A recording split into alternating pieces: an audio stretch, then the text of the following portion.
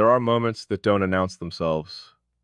They don't arrive with a dramatic change in the air, or with the kind of revelation people later describe as life-changing.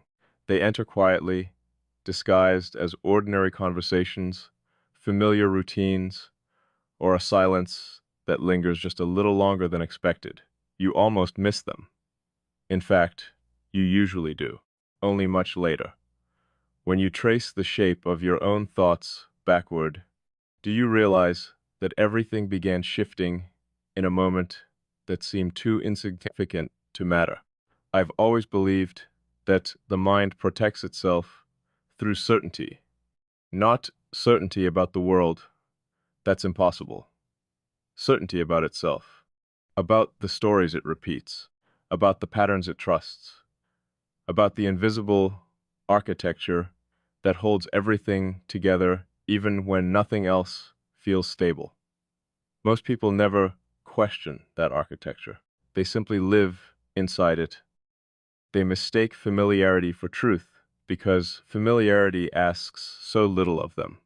It doesn't challenge. It doesn't interrupt. It doesn't require them to become someone new. I used to think that was enough, not because I lacked curiosity, but because I understood the cost of questioning foundations that had taken years to build. Every belief becomes a room, every conclusion becomes a wall.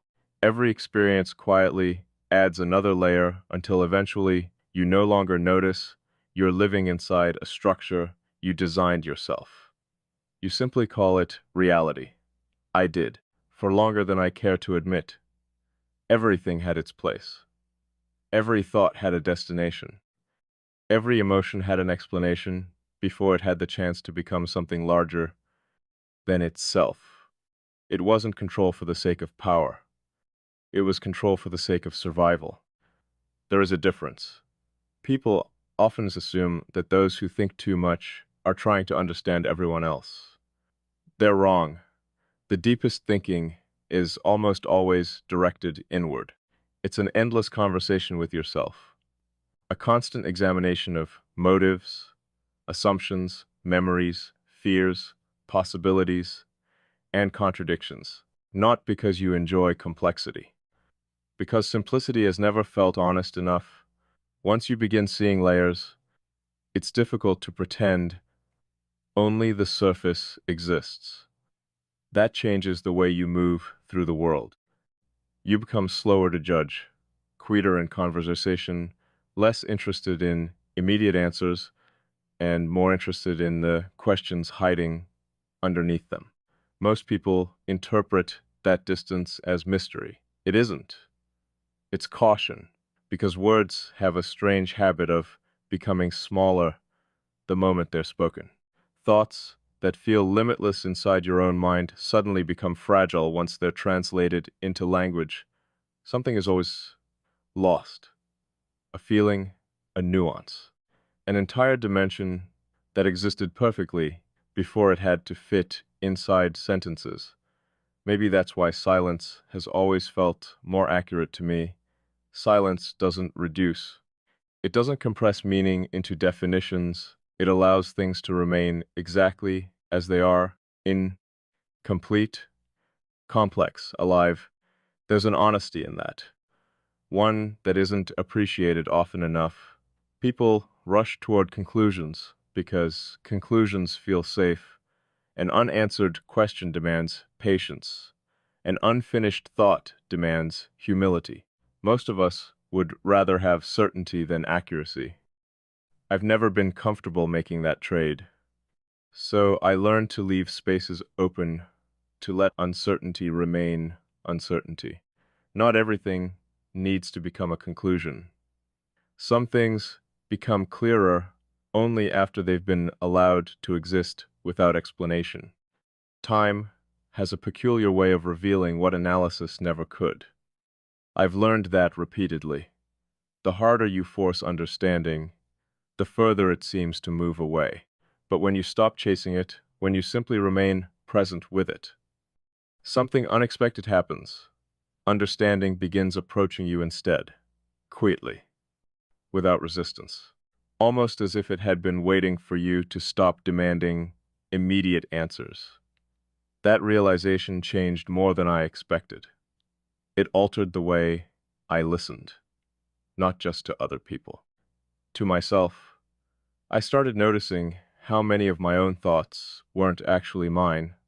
They were inherited, collected from voices I'd admired, ideas I'd repeated so often they felt original, expectations I'd accepted without remembering who handed them to me in the first place. It's unsettling to discover how much of your identity was assembled before you were old enough to question the instructions. You spend years defending beliefs you never consciously chose, protecting habits you never intentionally built, calling them personality, calling them character, calling them truth. And then, one ordinary day, a single observation refuses to fit, not because it's louder than everything else, because it's quieter. Too quiet to argue with, too precise to dismiss. It doesn't attack your certainty, it simply exists beside it, patiently waiting. You can ignore loud things. Noise eventually fades, but quiet truths have remarkable endurance. They remain exactly where you left them, unmoved by denial, untouched by distraction, ready to be acknowledged whenever you're finally willing to look at them directly. I've come to believe that the most significant transformations begin that way, not through overwhelming emotion, not through dramatic conflict, through recognition. A recognition so subtle that it almost escapes attention. Until one day you realize you've started making decisions differently. You've started asking different questions. You've started measuring your life by standards you didn't possess before. Nothing appears different from the outside. Your routines continue. Your responsibilities remain. People greet you exactly as they always have, but internally, landscape has shifted. The familiar paths no longer lead where they once did. Conclusions that used to satisfy you now feel unfinished. Conversations that once seemed meaningful now reveal empty spaces you never noticed before. You haven't become dissatisfied. You've become awake to details that were always present. There's a difference. Dissatisfaction demands replacement. Awareness simply refuses to ignore what already exists. And awareness is difficult to reverse. Once you notice a pattern, you continue seeing it.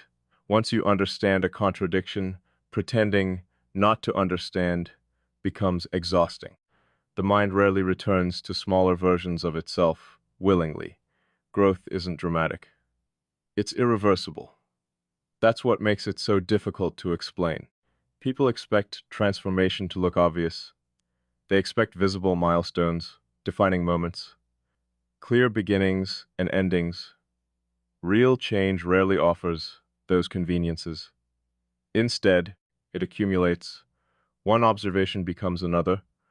One realization quietly rearranges the meaning of the last weeks pass, months pass. Then suddenly, you're standing in the same place you've always stood, looking at the same world you've always known, realizing you are no longer the person who first arrived there. Nothing outside of you demanded that change, yet everything inside you answered it. Perhaps that's the strangest part of becoming someone new. No ceremony marks the occasion. No audience applauds. No announcement confirms the transition. You simply continue walking until the person you used to be feels like someone whose memories you inherited rather than someone you still are. It's a peculiar feeling, not loss, not distance. Recognition, the recognition that identity isn't something you discover once.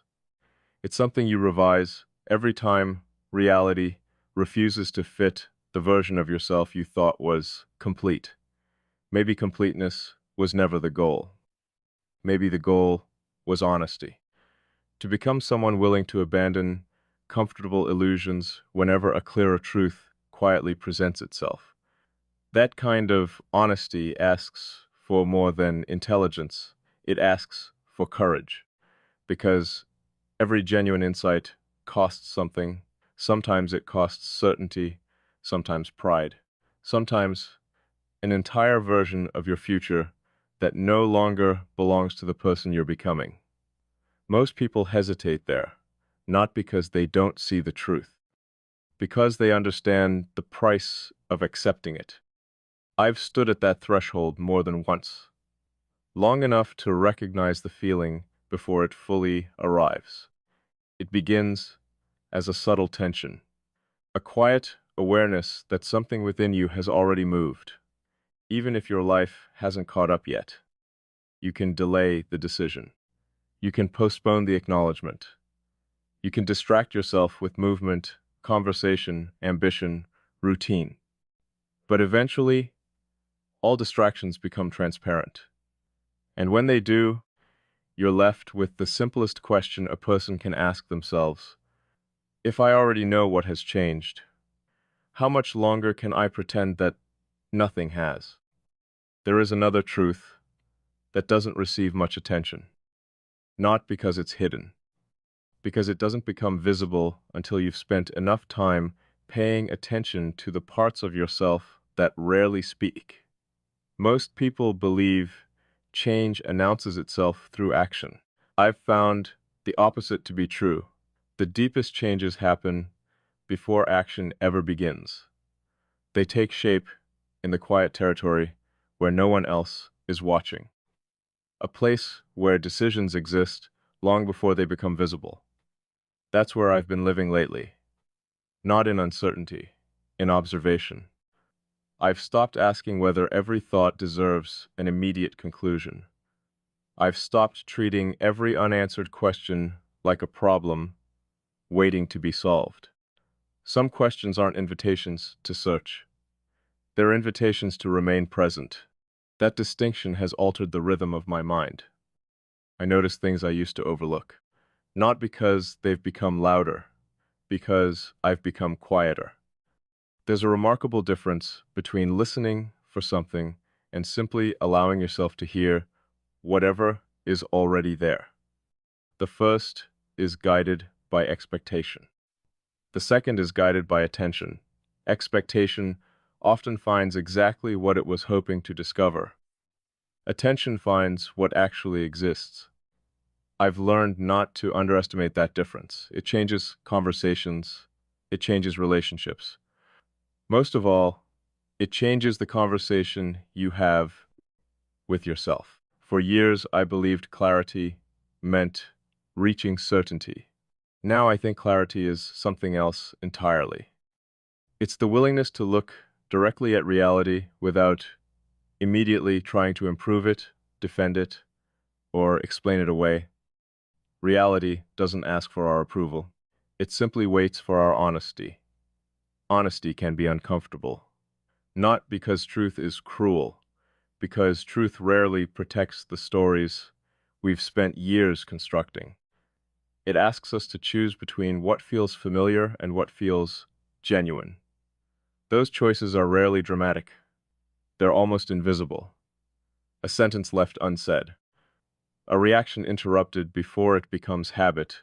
A moment where you notice yourself reaching for an old explanation and quietly decide not to. Nobody applauds those moments. Nobody even notices them. Yet they shape an entire life. I've become fascinated by invisible turning points, not the ones history remembers. The ones only a single person will ever know existed. The instant someone forgives themselves after years of silent blame. The moment someone stops performing confidence and begins practicing honesty instead. The quiet decision to remain open after discovering how much easier it would be to close completely. Those moments never become headlines. Yet, they change everything that follows.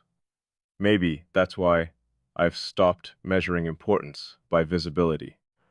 The world has a habit of celebrating what can be seen achievements, recognition, successes.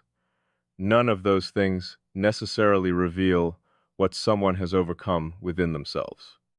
The hardest victories often leave no evidence, only a different way of seeing, a different way of responding, a different kind of peace that wasn't available before. I've started wondering how many people carry entire revolutions inside themselves without anyone realizing it. How many smiles hide years of reconstruction? How many ordinary conversations are taking place between people who have quietly become unrecognizable to their former selves? Perhaps that's more common than we imagine. Perhaps everyone is rebuilding something no one else can see. That thought has made me slower to assume. Everyone arrives carrying invisible histories, invisible disappointments, invisible hopes they no longer mention because explaining them became too exhausting. It's easy to mistake composure for simplicity. It rarely is. Some people become quiet because they have nothing to say. Others become quiet because they've learned that not everything meaningful survives translation. I've met both. The difference is impossible to detect unless you're willing to remain long enough for appearances to lose their influence. Time has an interesting relationship with authenticity. Pretending is expensive. Eventually, it becomes too difficult to maintain. Masks don't usually fall because someone removes them. They become too heavy to carry. That's why patience reveals what urgency never will. You don't truly understand someone through isolated moments. You understand them through consistency, through the patterns that remain after emotion settles, through the choices they continue making when no immediate reward exists. Character isn't built during extraordinary moments. It's revealed through ordinary ones. I've come to trust repetition more than declarations. Anyone can describe who they hope to become. Daily decisions reveal who they already are. That realization forced me to ask a difficult question. What patterns have I been repeating without noticing? Not the obvious ones, the quieter habits, the assumptions I return to whenever life becomes uncertain, the stories I tell myself when no one else is listening.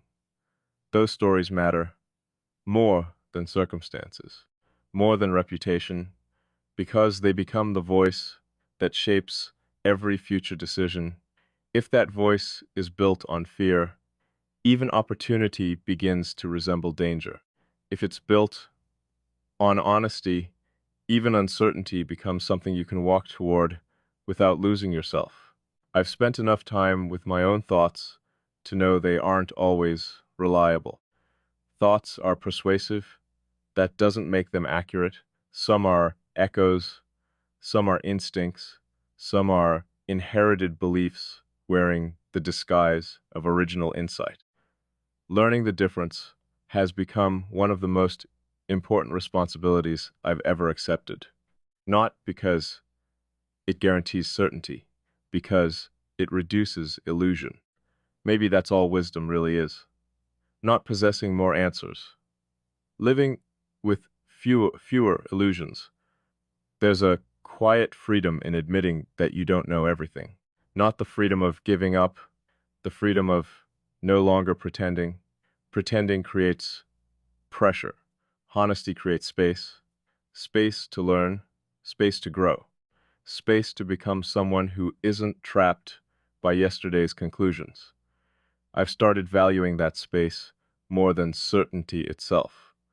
It allows reality to surprise me. It allows people to reveal dimensions I never expected. Most importantly, it allows me to surprise myself. I used to think identity was something solid. Now it feels more like a conversation. Not a conversation that ends. One that deepens. Every experience adds another question. Every honest answer creates room for another. Perhaps that's what it means to remain alive in the fullest sense, not simply existing, remaining available to transformation without losing the values that anchor you, without abandoning the integrity that gives your life direction. There is a balance there, a quiet balance between openness and conviction, between humility and confidence, between accepting what you know and remaining curious about everything you don't. I'm still learning that balance. Some days, I lean too heavily towards certainty. Other days, I question everything until nothing feels stable. Neither extreme lasts. Eventually, the mind settles somewhere quieter, a place where understanding doesn't feel like possession. It feels like participation. You stop trying to master reality. You begin cooperating with it, listening before speaking, observing before concluding, remaining present before deciding. That rhythm has taught me something I never expected. Peace isn't found when every question receives an answer. Peace begins when you stop demanding that life becomes simpler than it truly is. Some truths are complex, some endings remain unfinished, some beginnings arrive without permission. Perhaps they were never meant to fit neatly inside explanations. Perhaps their purpose is simply to expand the person capable of holding them. If that's true, then maybe growth has never been about reaching certainty at all. Maybe it's about becoming spacious enough that uncertainty no longer feels like a threat. Maybe that's what I've been building all along. Not stronger walls, a wider horizon. There comes a moment when you realize that your life has not been shaped only by the decisions you consciously remember making. It has also been shaped by the moments you almost overlooked, the conversations that lasted only a few minutes, the questions you never answered, the ordinary afternoons that felt forgettable, until years later, when memory quietly returned and revealed that something fundamental had shifted there. Manner is strange that way. It doesn't preserve what was objectively important, it preserves what changed you. Sometimes those are the same thing, often they are not. I've stopped trusting dramatic moments to define a life. Drama is visible, transformation rarely is.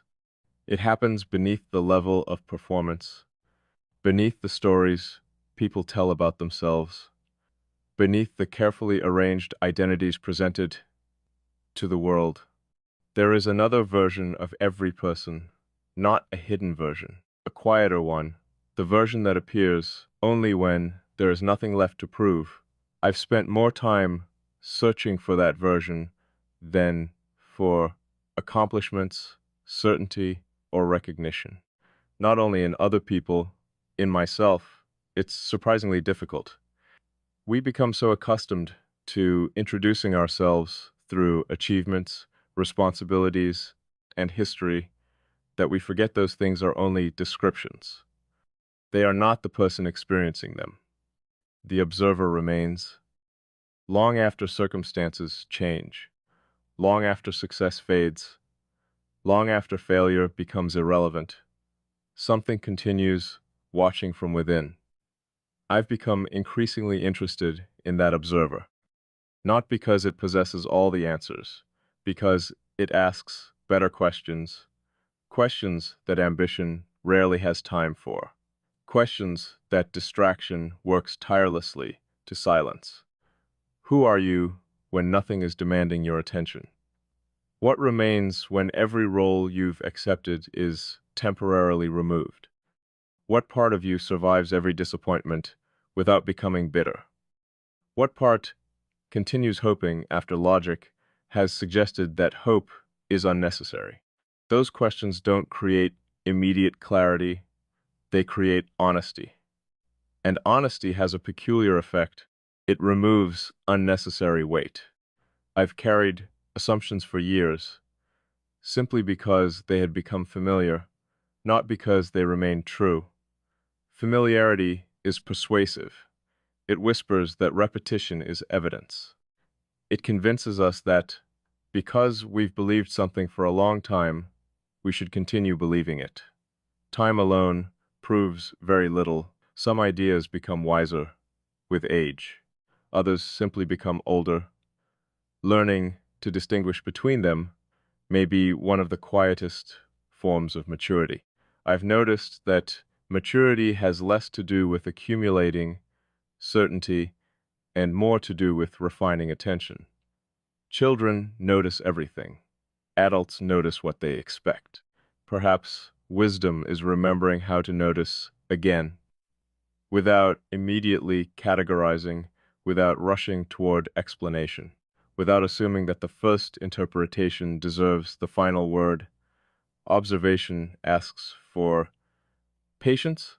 Patience asks for trust. Trust asks for something even more difficult. It asks you to believe that reality can withstand your questions. For a long time, I believed questioning everything would leave me with nothing. Instead, it left me with fewer illusions. There is relief in that. Illusions demand maintenance. Truth simply exists. It doesn't require constant protection. It remains what it is, whether anyone acknowledges it or not. That realization has changed the way I relate to uncertainty. I no longer see uncertainty as empty space. I see it as unfinished understanding. Those are very different experiences. Empty space feels lonely. Unfinished understanding feels alive. It suggests there is still something to discover, not necessarily about the world, sometimes about yourself.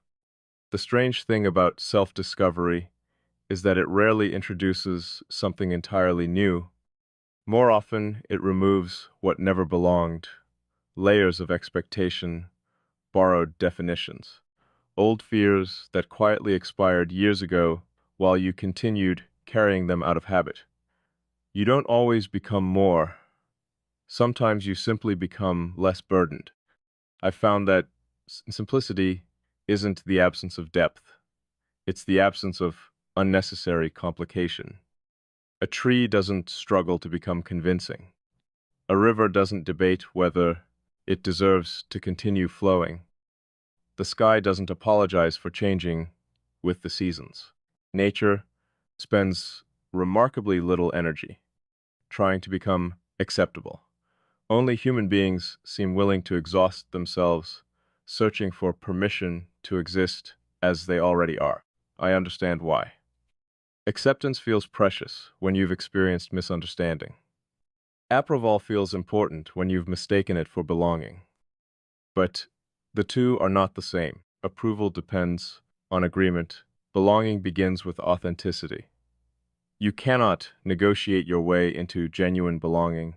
You arrive there by becoming increasingly honest. Not louder, not more impressive, simply more truthful. Truth has a different rhythm. It isn't rushed. It isn't anxious. It doesn't compete. It remains steady because it has nothing to defend except itself. I've started wondering how much of modern life is simply noise produced by people afraid of stillness. Stillness reveals.